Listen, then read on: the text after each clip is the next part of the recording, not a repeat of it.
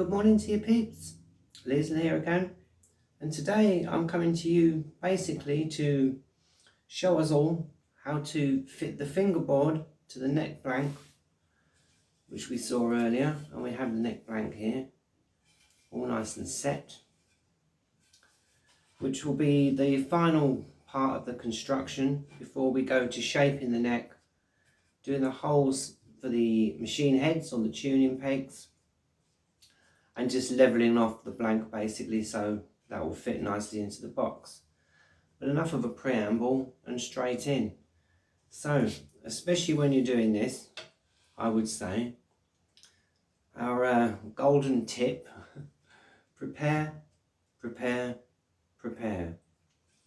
Yep, so as you can see, I have the clamps already set up on the bench, because you don't want to be rummaging around in your toolbox thinking, where's that extra clamp that I need? Once the glue's gone on, you want to be able to clamp it all nicely and then forget about it for a few hours. So that's what we're going to do today. Now, I have previously sanded this using 100 grit, and yeah, you want to make sure that that's quite nicely sanded so you get a good adherence between the fingerboard and the neck blank. And I've done the same on the back of the fingerboard. A nice piece of oak, so that's all ready to go. Pretty sort of self-explanatory. I probably will be dipping off camera.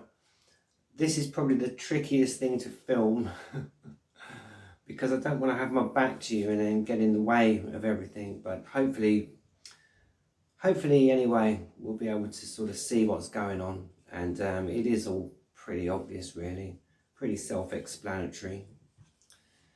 These two pieces of wood are pretty much identically the same width, as you can see.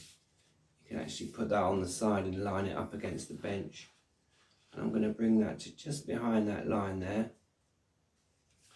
So it will be like that when it's glued on, nice and straight. As we are going to do some shaping here, and we do want a little gap there, which will become apparent later on. Okay, so straight in. As I say, that's all been sanded. First thing we want to do is put some glue along the blank. So we'll just start at this end really and work our way down to the same sort of length as the fingerboard. So that's going to bring us to about here. And yeah, on we go. So just add a bit of glue.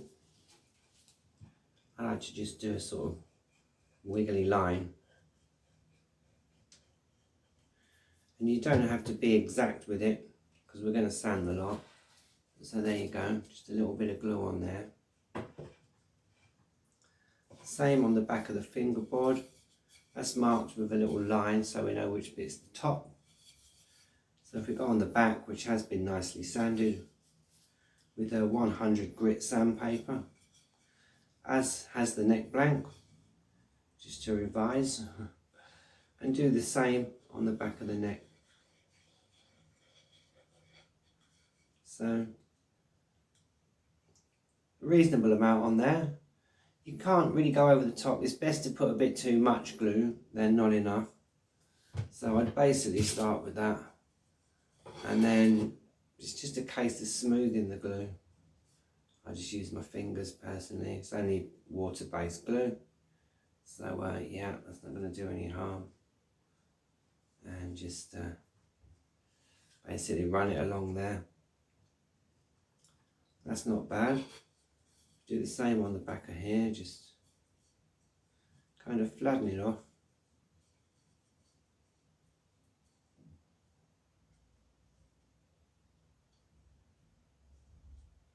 Now we do want to ensure a fairly good adherence, so I'm just going to place a little bit more glue actually on the blank, because I think it could probably use a little bit more.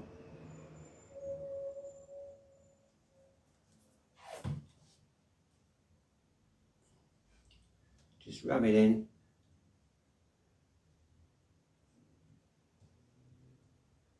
If it runs down the sides a bit, just wipe it off with your finger, but it's really nothing to worry about because this is all going to be filed and sanded. You don't need to worry too much if a little bit of glue goes over the edges and stuff like that. And then often I just pat the wood then, which forms little peaks and helps the neck to stick. Do the same on the board. Just a little bit more, just a little bit more glue.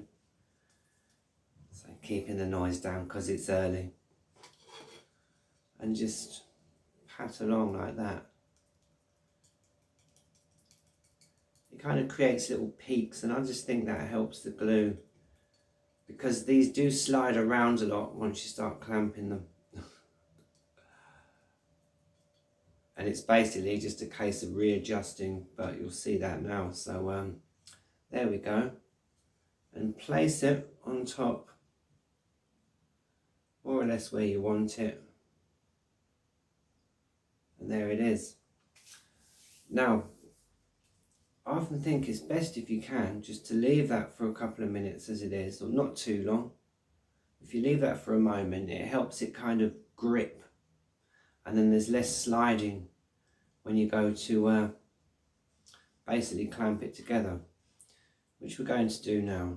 So it's a bit tricky because normally I'd stand this side, but I am going to show us from this side so we can see what's happening, hopefully. So here we go. Have ready your 2 pieces or however many pieces of scrap wood so that we can basically clamp that straight on. Try and make sure you don't get any glue between the scrap wood and the fingerboard because obviously they'll stick together. And in the early days I did do that a couple of times. You can generally prise them off, but it can be a bit tricky. So yeah, you know, use your own common sense. You know what you're doing. Absolutely. And just place those on there so they're ready to go. Now there's no real easy way of explaining this. I always tend to start at one end, maybe sort of halfway between the end and the middle, and just take your first clamp and basically clamp that to the bench. So I will dip off camera now so you can see what's happening. I'll move my little stool out of the way.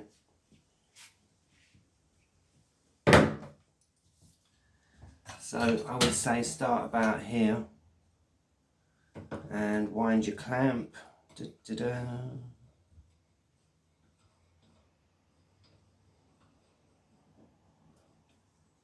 Somewhere in the middle, and just gently clamp that down because the fingerboard will move, as you can see. It'll wobble around a little bit. If you get it as straight as you can, just line it up with your fingers and gently, just so that basically it sits there. Not too tight. And as you can see, hopefully this end has now moved this way, so we need to push that back into place. If you want, you can line it up with a bit of wood, but I tend to find you get glue all over it. You can do that from the back, just to level it, but really you can do it by eye and you'll see.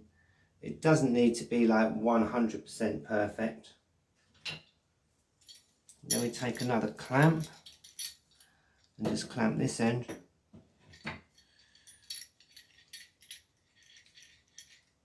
Always putting the scrap wood in place. And the same again. Just making sure that we keep it straight as we can. Gently does it. There we go. That's quite firm. Now we simply run along there. Now it's moved this end. So again, that's quite lightly clamped. If you just move it back line it up and give that another turn. Just run your fingers along the end.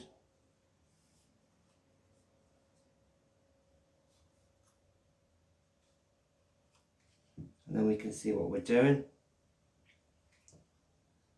And actually that's not too bad. So that's gone on quite nicely. That's fairly even on both sides. Just go along with your fingers and sort of check it. Well, that's gone well. Usually I spend a few minutes having to sort of jiggle these around, which you may have to do, but yeah, that's gone on okay. You can see that's pretty flush with the edge of the neck blank. Just get some of that excess off. We will be sanding this anyways. Do excuse me, we will be sanding this anyway. So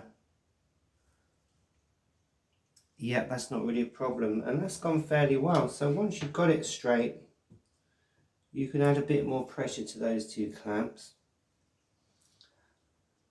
and that should stay in place. Then it's simply a case of adding a couple more clamps. It does help if you turn it the right way, says Liesl. Just slot that on there, clamp it down, not too tightly at first.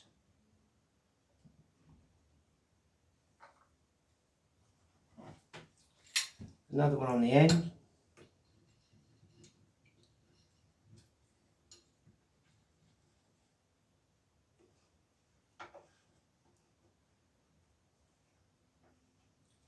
Making sure it stays pretty much in the middle because you want it to go down flat and not tilt one way or the other. Just check that. Yeah, that's still nice and flush.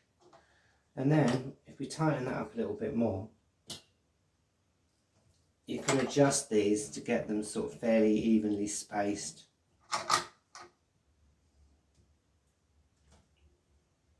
I'd say that's pretty good. And then simply go along and just tighten them all up.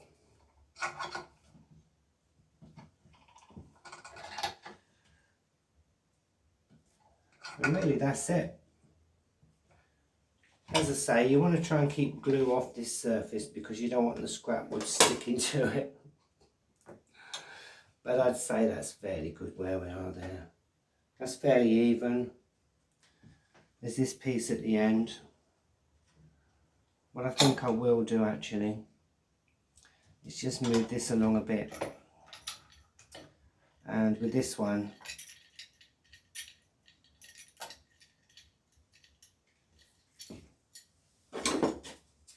you can simply take a little piece of scrap wood, place that under the clamp, place the clamp there,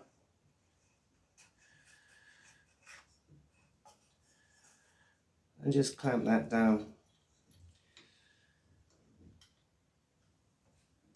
Somewhere kind of near the end, about there.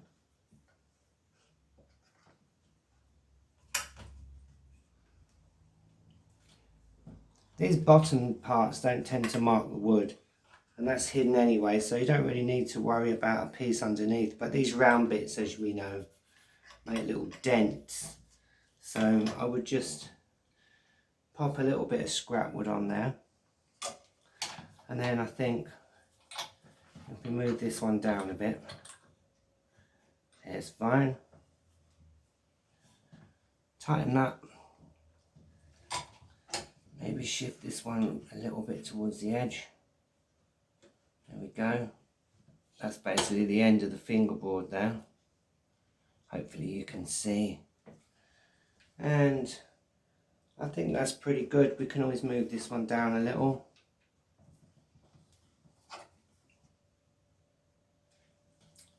And really, there it is. So that's it really, peeps.